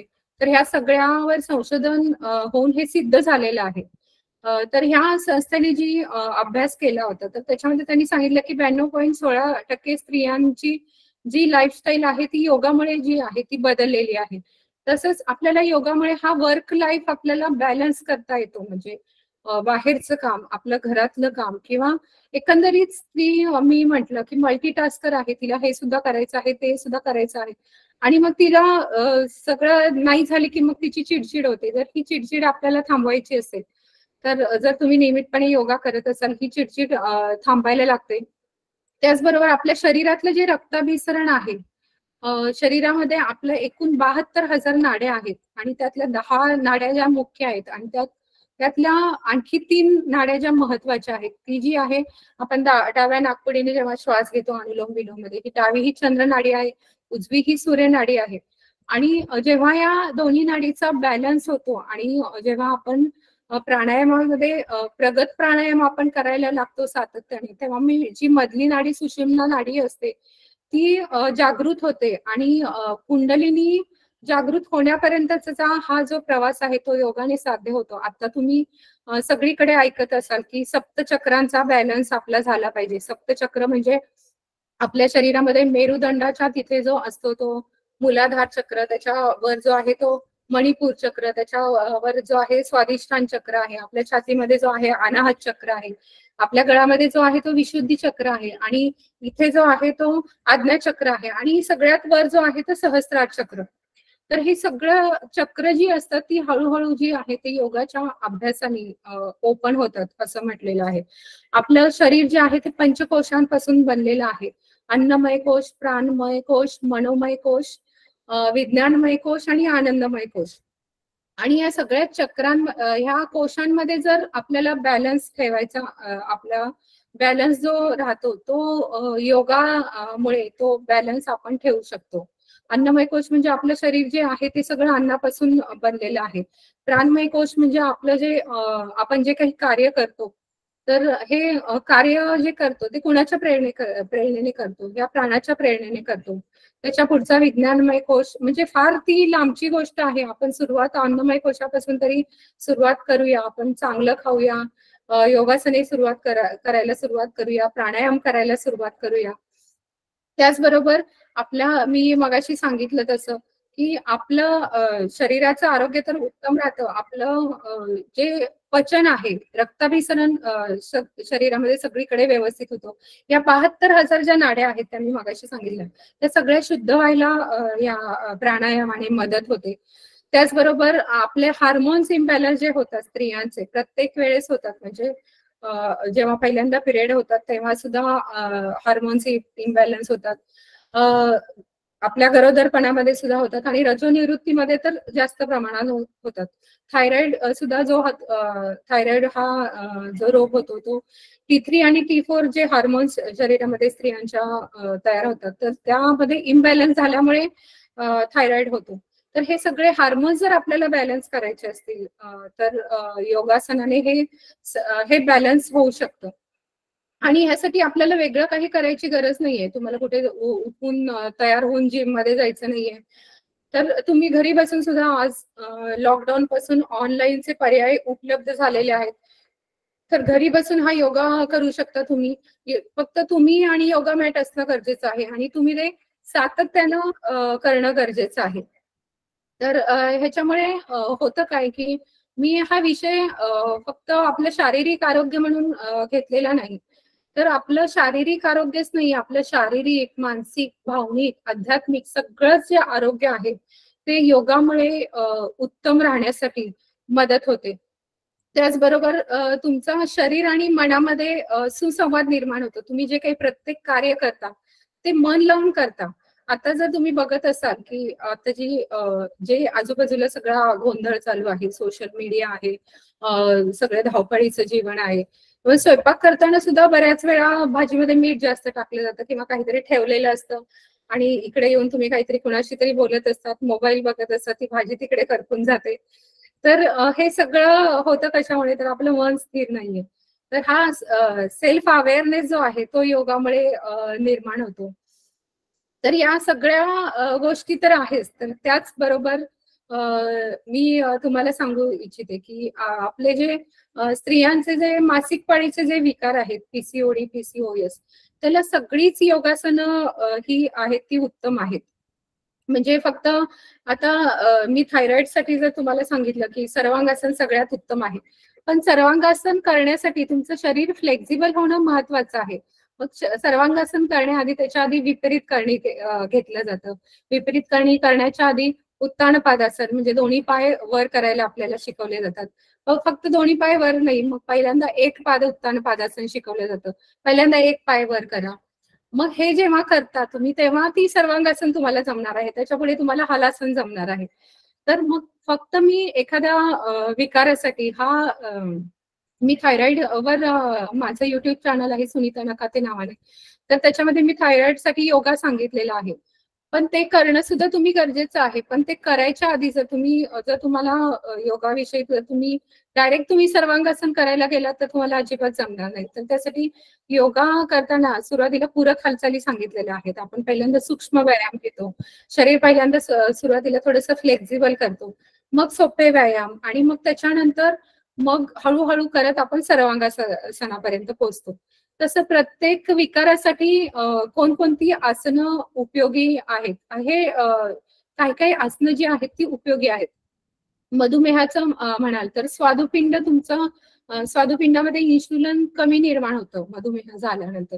तर ते इन्शुलिन जास्त प्रमाणामध्ये स्त्रवण्यासाठी अर्धमच्छिंद्रासन करणं गरजेचं आहे. मग अर्धमच्छिंद्रासन करताना तुमचं शरीर जे आहे ते फ्लेक्झिबल पहिल्यांदा होणं गरजेचं आहे. मग त्याच्या आधी वक्रासन घेतलं जातं. तर अशा पद्धतीने सगळीच योगासनं ही उपयोगी आहेत. त्याचबरोबर जर तुम्हाला सांधेदुखी असेल तर सांधेदुखीसाठी सुरुवातीला साधी सोपी व्यायाम प्रकार पहिल्यांदा शरीर तुमचं फ्लेक्झिबल झालं पाहिजे आणि पुन्हा सांधेदुखी होऊ नये म्हणून मग तुम्हाला पुढची योगासने ही शिकवली जातात.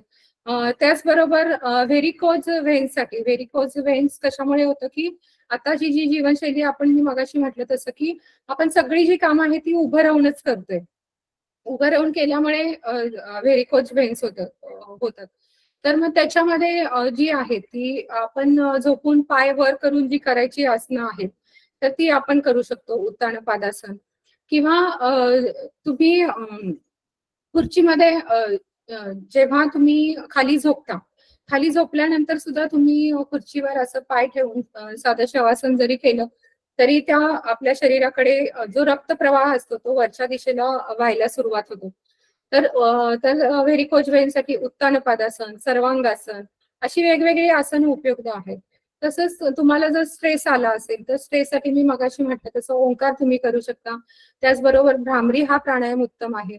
ह्याच्यासाठी ताणतणावासाठी अनुलोम विलोम सुद्धा तितकाच उपयुक्त आहे. अनुलोम विलोमने आपण उजव्या नाकपुडीने श्वास घेतो आणि डाव्या नाकपुडीने श्वास सोडतो. डाव्या नाकपुडीने घेतो, उजव्या नाकपुडीने सोडतो. आणि मी तुम्हाला सांगितलं तसं ही चंद्रनाडी आहे आणि ही सूर्यनाडी आहे. तर दोन्ही नाडींमध्ये बॅलन्स होण्यासाठी हे अनुलोम विलोम आहे. आणि अनुलोम विलोम आणि तर सर्व 72,000 नाड्या ज्या आहेत त्या तरी शुद्ध होतातच, पण आपला स्ट्रेस जो आहे तो कमी व्हायला या अनुलोम विलोमने मदत होते. तर अशा वेगवेगळ्या आजारांवर ही सगळी योगासने उपयुक्त आहेत. तर फक्त एकच आसन किंवा योगासन किंवा एकच प्राणायाम तुम्ही ह्याच्यामध्ये करून चालणार नाहीये.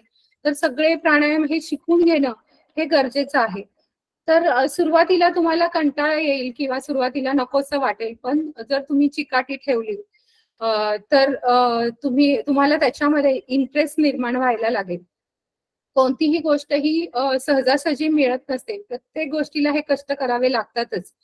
तुम्ही एखादा घरामध्ये पदार्थ जरी करायचा असेल, गृहिणी असेल तर मी तुम्हाला सांगू इच्छिते, एक पदार्थ करायचा असेल तर किती गोष्टी तुम्हाला पोहे करायचे असतील तर तुम्हाला त्याच्यामध्ये किती गोष्टी घालाव्या लागतात. म्हणजे पुरुषांना याचा अंदाज येणार नाही. त्याला तेल घालावं लागतं, जिरे मोहरी घालावे लागतं, हिंग घालावं लागतं, कांदा घालावा लागतो, शेंगदाणे घालावं लागतं, तो कांदा सोलावा लागतो, आधी चिरावा लागतो, मग पोहे भिजवावे लागतात आणि ते पण भिजवताना ते योग्य व्यवस्थित भिजवावे लागतात. जास्त पाणी पडलं तर ते त्याचा गिचगा होण्याची शक्यता असते. म्हणजे एक साधा पदार्थ करताना इतक्या सगळ्या गोष्टी कराव्या लागतात. मग आपलं जे शरीर आहे ते जर आपल्याला जर व्यवस्थित ठेवायचं असेल तर आपल्याला त्यासाठी कष्ट हे घ्यावेच लागणार.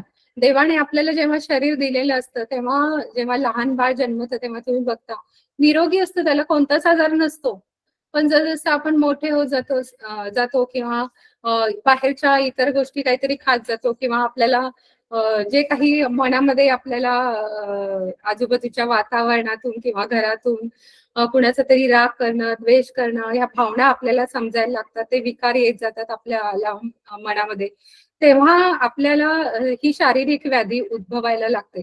आणि मोस्टली 80 ते 90% जे आजार असतात ते मनोविकारातून उमटलेले असतात. मानसिक विकारातून शारीरिक विकार उत्पन्न होतात आणि आजकालचे सगळ्यात जास्त हे जे शारीरिक विकार आहेत ते मेंटली स्ट्रेस असल्यामुळे निर्माण झालेले आहेत. त्यामुळे जर तुम्हाला मेंटली जर मनाला जर स्थिरता हवी असेल तर योगाशिवाय पर्याय नाही. त्याचबरोबर तुम्ही तुमच्या आहाराकडे वेळ जास्त झालेली आहे. अजूनही मी एक 5 मिनिटं तुमची घेऊ इच्छिते. त्याचबरोबर आणखी काही गोष्टी मी तुम्हाला सांगू इच्छिते की मगाशी मी म्हटलं तसं मी जास्त योगावरच बोलले.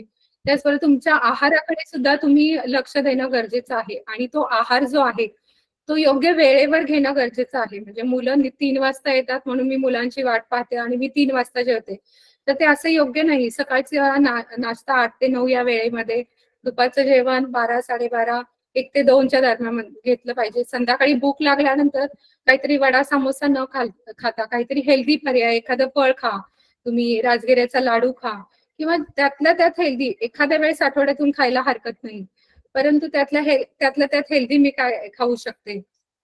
आणि वेळा पाळा त्याच्या की कोणत्या वेळेस संध्याकाळी रात्रीचं जेवण फार उशिरापर्यंत घेऊ नका.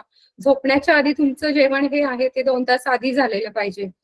म्हणजे आणि झोपायच्या अगोदर मोस्टली तुमचं जे सोशल मीडिया किंवा जे काही बघताय तुम्ही तर काय बघताय याचा विचार करा. नकारात्मक गोष्टी कोणत्याच बघू नका. नकारात्मक गोष्टींचा परिणाम आपल्या झोपेवर होत असतो. दिवसभर तुम्ही एखादी क्राईमची जे सिरियल पाहिली असेल किंवा सातत्याने तुम्ही ती बघत असाल किंवा एखाद्या, आणि आजकालच्या प्रत्येक पिक्चर मध्ये हिंसा ही काठोकाठ भरलेली असते.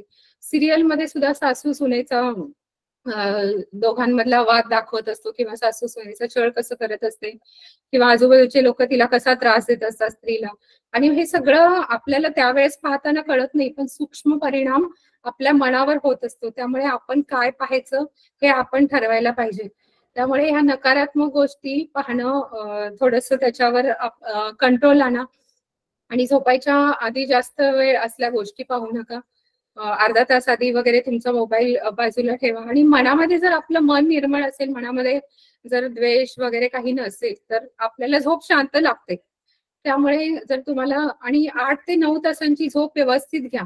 रात्री मग खूप उशिरापर्यंत चित्रपट पाहणं, वेब सिरीज पाहणं, मोबाईल बघणं, मग खूप उशिरा झोपणं.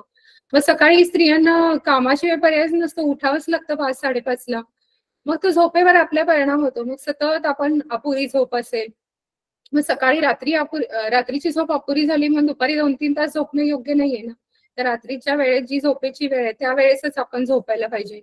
त्याचबरोबर योगासनांबरोबर मी म्हणते की वॉकिंग हे सुद्धा खूप मस्त आहे. दिवसभरामध्ये साधारणतः 10,000 पावलं आपली चालली गेली पाहिजे. आता स्मार्ट वॉच मिळते, मी आता घातलाय हातामध्ये, तो इझिली अवेलेबल आहे सगळीकडे. तो घाला, त्याच्यामध्ये पावलं आपली काउंट होतात, आपण किती पावलं चाललोय. किंवा आपल्या मोबाईलमध्ये सुद्धा एक ऍप आहे, तर त्या ऍप तो डाउनलोड करून घेतला तर त्याच्यामध्ये आपण दिवसभरात किती कमीत कमी 5,000 पावलं तरी चाला. की आपली बैठी जीवनशैली आहे ती जर आपल्याला बदलायची असेल तर फोनवर तुम्ही कोणाशी बोलत असाल तर घरातल्या घरात येरझाऱ्या मारा, ते तुम्ही करू शकता. त्याचबरोबर स्वतःला सतत ऍक्टिव्ह ठेवा, एका जागी बसून राहू नका. आपलं वय झालंय की आता झाली माझी जबाबदारी सगळी संपली आहे, की माझी मुलं आता मोठी झाली आहेत किंवा माझं वय झालंय म्हणून मी बसून टीव्ही पाहत राहणं हे योग्य नाहीये. स्वतःला सतत कोणत्या तरी कामामध्ये व्यस्त करा. जेवढं तुम्ही नुसतं बसून राहाल किंवा एकच एक काम करत राहाल तेव्हा अल्झायमर होण्याचा जास्त धोका असतो आणि अल्झायमरचं प्रमाण आता जे आहे ते वाढलेलं आहे स्त्रियांचं किंवा इतरांचं मी जे म्हणते ते. तर स्वतःला सतत व्यस्त ठेवा. तुम्ही तुमचं जर काही छंद असेल त्या छंदामध्ये स्वतःला व्यस्त ठेवा. घराची साफसफाई करा. पूर्णपणे मोलकरणीवर विसंबून राहू नका की ती येईल आणि तेव्हा काम करेल. एक दिवस ती नाही आली तर तुम्हाला किती अवघड जातं. मोलकरीण जर घरी नाही आली तर म्हणजे तिच्या नावाचा उद्धार सुरू होतो. कारण तेव्हा आपल्याला कळतं की किती ते कष्टाचं काम आहे. खाली पाकून कंबर आपली दुखायला लागते. तर कामाची सवय ठेवा आणि जिथं शक्य आहे तिथं स्वतः सगळं हाताने काम करा. परदेशात बघा, परदेशात जायला आपल्याला छान वाटतं, पण तिथं सगळं काम आपल्या घरातलं जे काम आहे ते आपल्याला हाताने करावं लागतं. प्रत्येक गोष्ट खाताना ही थोडंसं सजग राहा, माइंडफुल इटिंग करा की ही गोष्ट मी खातेय पण ती योग्य प्रमाणात आणि थोडीशीच घ्या की माझ्या आरोग्यासाठी योग्य आहे का, ती मी खाल्ली पाहिजे का. आईस्क्रीम खाताना मला आवडतंय म्हणून मग अगदी 3-4 स्कूप भरून खाणं योग्य नाहीये. आवडते तर खा, पण एका वेळेस 1 स्कूप हा पुरेसा आहे. त्याचबरोबर पाणी भरपूर प्या. स्वतःचं परीक्षण करा की इतरांचे दोष पाहत बसू नका की ही व्यक्ती कशी आहे, ती व्यक्ती कशी आहे. तर स्वतःचं आत्मपरीक्षण करा की माझ्यामध्ये काय दोष आहेत, मला माझ्यामध्ये कुठे सुधारणा करायची आहे, मला माझा कोणता दोष काढून टाकायचा आहे, तर त्याच्यावर काम करायला सुरुवात करा. आणि अशा पद्धतीने स्वतःची पर्सनॅलिटी आहे ती डेव्हलप करण्याचा प्रयत्न करा. तुमचा एखादा छंद असेल, गृहिणी असेल तर मी सांगू इच्छिते, तर त्या छंदाचं म्हणजे त्याबद्दलचे युट्यूबवर इतर व्हिडिओ पाहण्यापेक्षा जर तुम्ही उत्तम स्वयंपाक करत असाल तर त्यातल्या स्वयंपाकामध्ये वेगवेगळे प्रयोग करून बघा. तर तुम्हाला आणखी एखादा छंद असेल, पेंटिंगचा छंद असेल तर वेगवेगळे पेंटिंगचे इतके सारे प्रकार आता सध्या आलेले आहेत, तर ते करून बघा तुम्ही. म्हणजे स्वतःला अपग्रेड करत राहा, त्याच ठिकाणी तुम्ही राहू नका. हे मला सांगायचंय. तर त्याचबरोबर तुमचा दृष्टिकोन जो आहे तो सकारात्मक ठेवा. बघायला गेलं तर सगळीकडे तुम्हाला वाईट दिसू शकतं. पेला अर्धा भरलेला आहे की अर्धा रिकामा आहे हे म्हणणं हे आपल्यावर आहे. म्हणजे आपण त्याला अर्धा भरलेला पण म्हणू शकतो, अर्धा रिकामा पण आहे असं म्हणू शकतो. आजूबाजूला अनेक लोक असतात, अनेक मैत्रिणी असतात, पण त्यांच्यामध्ये जे चांगले गुण आहेत ते गुण घ्या. त्या वाईट गुणांचा उद्धार करत बसू नका किंवा त्यांची निंदा करत बसू नका. त्यांच्यातले जे चांगले गुण आहेत ते घ्या आणि सकारात्मक दृष्टिकोन तुम्ही तुमचा बाळगा आणि स्वतःला शारीरिक, मानसिक दृष्ट्या इतकं कणखर आणि सक्षम करा की तुमचं कुटुंब हे तुमच्यावर अवलंबून आहे. आणि सगळं जे आजकाल जसं तुमचं आरोग्य महत्वाचं आहे तसं तुमच्या कुटुंबाचं आरोग्य सुद्धा महत्वाचं आहे. आणि तुम्ही जर कणखर, सक्षम, मेंटली, फिजिकली जर असाल, इमोशनली असाल, तर तुमचं कुटुंब सुद्धा तेवढंच हेल्दी असणार आहे. त्यामुळे तुमचं आरोग्य महत्वाचं आहे, त्याची काळजी घ्या. तुमचा प्रत्येक व्यक्तीचा जन्म काही कारणांसाठी होत असतो. त्या कारणाचा शोध घ्या की माझा जन्म कशासाठी झालेला आहे, माझ्यामध्ये असं काय चांगलं आहे की मी हे दुसऱ्यांना देऊ शकते. माझ्या हातून म्हणजे त्याच्यामुळे दुसऱ्यांच्या जीवनामध्ये बदल घडेल, त्या कारणांचा शोध घ्या. आणि एक स्त्री म्हणून तुमच्याकडून हे नक्की घडणार आहे. आज व्याख्यानाला उपस्थित असणाऱ्या सगळ्या स्त्रियांबद्दल मला वाटतं की मी जे काही सांगितलेलं आहे ते मनापासून तुम्हाला सगळ्यांना पटलेलं आहे. आणि माझ्या युट्यूब चॅनलवर मी थायरॉइडचे असे काही व्हिडिओज केलेले आहेत. तसेच इथून पुढे सुद्धा वेगवेगळ्या विकारांवरचे सुद्धा मी व्हिडिओ टाकणार आहे. त्याबरोबर मेंटल हेल्थ साठी सुद्धा मी काही टाकलेले आहेत, काही इथून पुढे टाकत राहणार आहे. जर तुम्हाला पाहायचे असतील तर सुनीता नकाते नावाने आहे ते तुम्ही पाहू शकता. माझं एक फेसबुक पेज सुद्धा आहे आणि एक महिलांसाठीचा ग्रुप सुद्धा आहे, आनंदी सेकंड इनिंग, तर तो सुद्धा तुम्ही जॉईन करू शकता. तर मला आज या प्लॅटफॉर्मवर येऊन बोलण्याची संधी तुची दुर्गा तुची भवानी या प्लॅटफॉर्मने उपलब्ध करून दिली. या टीमचे मी आभार मानू इच्छिते. आणि या ग्रुपचा जे नाव आहे तुची दुर्गा तुची भवानी, तर याप्रमाणे आपल्या स्वतःला कणखर, सक्षम आपल्याला करायचं आहे. तुम्ही आहात मुळातून, परंतु तुमचं थोडंसं दुर्लक्ष झालेलं आहे. आणि आजच्या व्याख्यानातून मला वाटतं ती सजगता तुमच्याकडे नक्कीच आलेली असेल की यावर आपल्याला काम करणं गरजेचं आहे. तर या टीमचे मी मनपूर्वक आभार व्यक्त करते, नवनाथ सरांचे आभार व्यक्त करते. आणि तुम्ही इतक्या शांतपणे आज हे ऐकून घेतलं, त्यासाठी तुमच्या सगळ्यांची आणि या तुची दुर्गा तुची भवानी या टीमची मी मनपूर्वक आभारी आहे. धन्यवाद. Thank you madam, thank you very much. खूप छान माहिती तुम्ही आज दिलेली आहे आम्हाला. आज आपण आपलं शारीरिक आणि मानसिक आरोग्य योगासनाने कसं उत्तम राखू शकतो हे सौ सुनीता नकाते मॅमनी खूप सुंदर प्रकारे आपल्याला समजावलं आहे. स्त्रियांची मासिक पाळी आणि रजोनिवृत्ती या दोन्ही काळामध्ये आपल्या शरीरात किती बदल घडतात हे आज आपण पाहिलं, आणि योगासनांमुळे ते दोन्ही कसे आपण सुखकर करू शकतो हेही त्यांनी आपल्याला समजावलेलं आहे. जुन्या काळातल्या स्त्रियांचं शरीर कसं स्वस्थ असायचं, कारण त्या रोजच्या जीवनातली जी कामं होती ते स्वतः करत होत्या, आणि आज आपण स्वतःच्या घरातली रोजची कामं देखील करत नाही, मोलकरणीवरती अवलंबून असतो. मग कसं काय आपलं शरीर स्वस्थ राहील बरं? आपली रोजची दिनचर्या आपल्या शरीरासाठी किती महत्वाची आहे, आपण रोज जे खातो ते किती महत्वाचं आहे हे आज आपल्याला बऱ्याच प्रमाणात पटलेलं आहे. शरीराला आवश्यक असेल तेवढंच खा, फक्त आवडतंय म्हणून खात बसू नका. आजच्या बदलच्या लाईफस्टाईलमुळे वंध्यत्वाच्या समस्या कितीतरी वाढत आहेत. हा देखील एक मोठा गहन प्रश्न आता उभा राहिलेला आहे.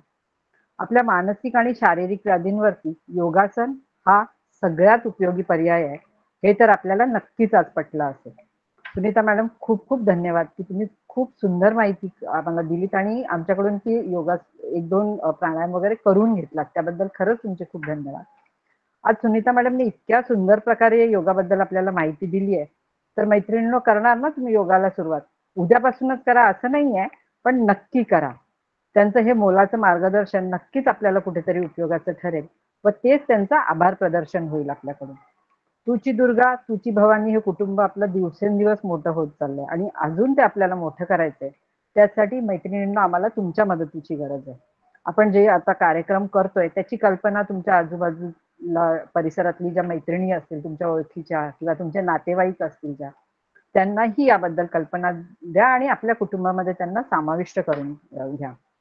आपलं जसं ठरलेलं आहे की आपण एका नवीन विषयासह एक नवीन वक्ता घेऊन येणार आहोत, तर लवकरच आम्ही एक नवीन विषय आणि एक नवीन वक्ता आपल्यासाठी घेऊन येऊ. आजच्या या कार्यक्रमानंतर आपला जो तुची दुर्गा तू भवानी हा ग्रुप आहे तो 20 मिनिटासाठी आम्ही ओपन ठेवणार आहोत, जेणेकरून तुम्हाला तुमचे काही रिव्ह्यूज द्यायचे असतील किंवा काही सजेशन्सही जर आम्हाला द्यायचे असतील तर तुम्ही नक्की त्याच्यामध्ये आम्हाला द्या. तुम्ही आमच्यावरती एवढा जो काही विश्वास दाखवलाय त्या विश्वासाच्या आणि प्रेमाच्या जोरावरती तुम्ही आम्हाला कनेक्ट होता जेव्हा आम्ही कार्यक्रम जाहीर करतो तेव्हा, तो तसाच दिवसेंदिवस वाढत राहावा हीच विनंती करते आणि हा कार्यक्रम आपला संपलेला आहे असं जाहीर करते.